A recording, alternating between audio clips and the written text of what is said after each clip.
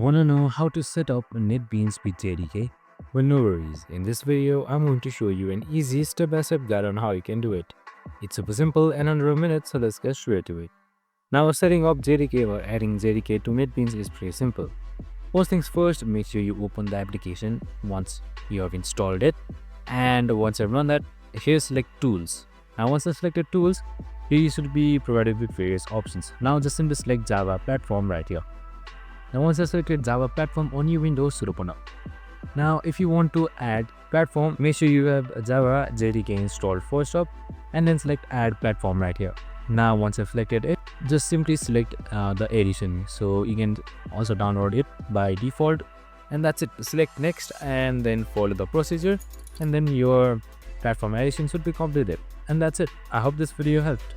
If it did, make sure to like, subscribe and join in with us for more of these videos. See you in the next one.